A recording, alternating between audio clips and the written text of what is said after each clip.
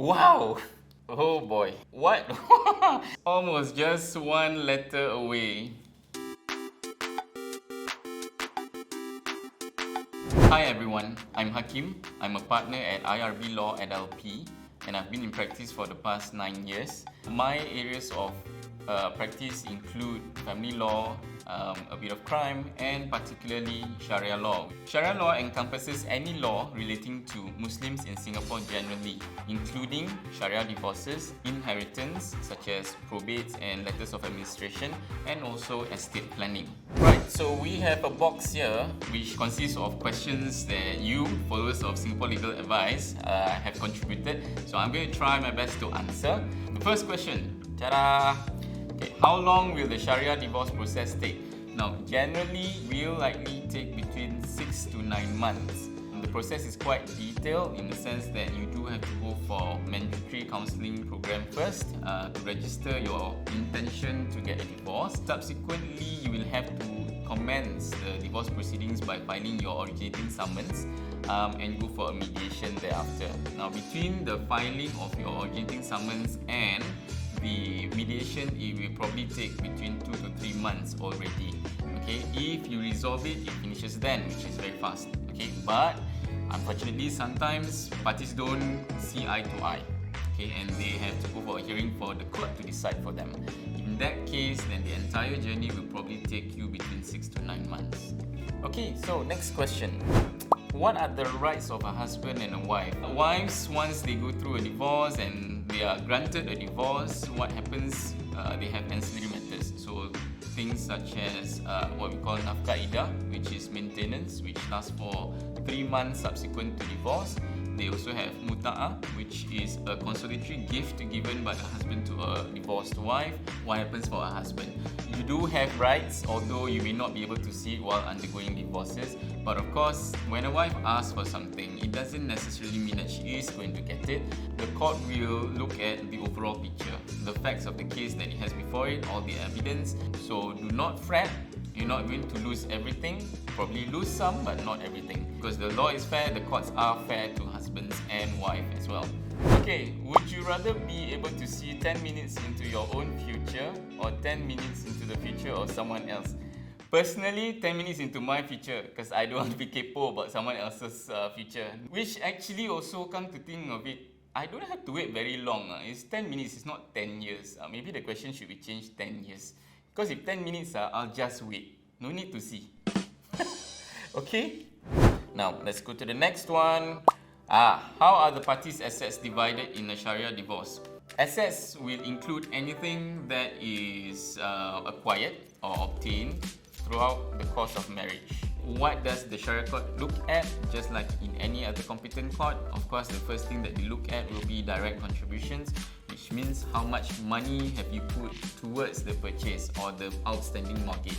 For more info, you might probably want to decide to come for a consultation or engage a lawyer to find out because it's going to be quite detailed and I don't think we're going to have time for that today.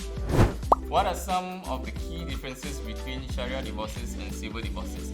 Number one is the process. Now, Sharia divorces, while it spans longer than the civil divorces, the process to get a divorce in the Sharia court is actually simpler. Now, in civil divorces, you have to go through the divorce first, get rid of the divorce, make sure it's granted in terms of interim judgment, and then you move to ancillary matters. But in Sharia court, it's all in one.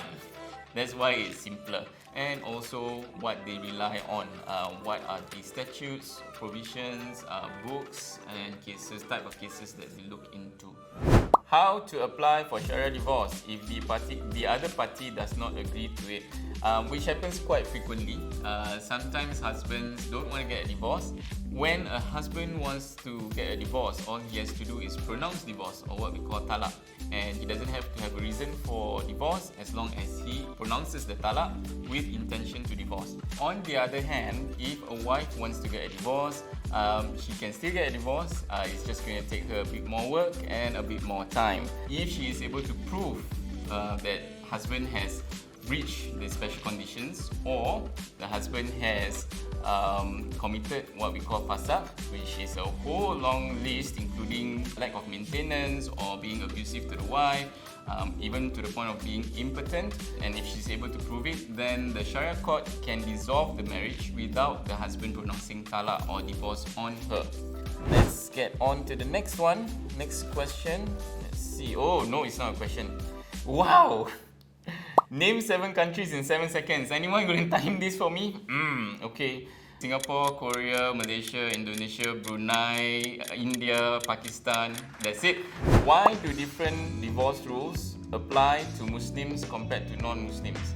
In the Administration of Muslim Law Act, the Muslim law principles have been taken into account when it was drafted, and it is to be interpreted by the courts, who also rely on the Muslim law principles available in the Quran or available in Hadith and fatwas by the scholars. Okay, this is a sensitive question. How does child custody work in Sharia divorce? Now, child custody in Sharia divorce is almost the same as civil divorces. The paramount consideration for any child issue, whether it's in the Sharia court or in the family court, is always the best interest of the child or children. Now, what is going to be best for them? That is what the court has to look at in terms of evidence, in terms of the overall facts. Just because you can't get along with your spouse doesn't mean your children, should be isolated or deprived of any parenting from the other party. The recent trend that we've seen is that just because there is abuse doesn't mean that that party is deprived of custody altogether. If you're going to go through a divorce, just note that joint custody is always the norm, and sole custody is for exceptional circumstances only. Then you have the issue of care and control. There's always this mix-up between custody and care and control. Custody affects only major decisions.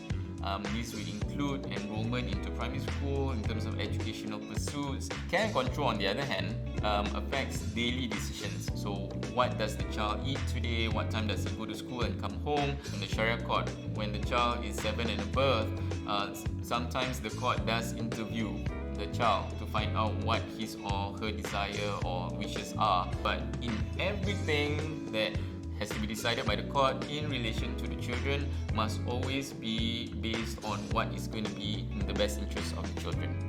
Right, what is triple talaq and how does it work? Talaq, as I've explained earlier, is the pronouncement of divorce by a husband, so it can be 1, 2 or 3. Most of the time we will hear 1 talaq. Now, if it is 1 or 2 talaq, within 3 months subsequent to the divorce, you can reconcile without having to go through another solemnization, another marriage or remarry. But if you have pronounced the talaq 3 times or at one go you have pronounced 3 talaq, then there is no chance of reconciliation. Your wife is going to have to marry someone else and consummate that marriage and then divorce that other party before you can actually remarry her. So do think twice, gentlemen, if you are going to pronounce talaq, because it has a very serious impact. Sometimes we do it in anger, in fury. We hope that parties would reconcile because of several factors. For example, the children or the fact that a marriage is a sacred union. Right, thank you for watching this video. I hope you found it interesting and you've enjoyed it. Hopefully you have learned more about the Sharia law and its practices than you previously knew. If you do have any further questions or require clarifications, you may want to send a DM to Singapore Legal Advice. Alternatively, if you do wish to meet one of us, you can also do the same and they will forward your request to us. Thank you, have a good day. Oh boy, it's another thing that I have to do, type Sharia law on the phone without looking. Sharia law! I don't know if I can get past Sharia. Okay, let's give it a try. I'm going to close my eyes. Oh gosh, I can't believe I'm doing this. Okay, almost, just one letter away.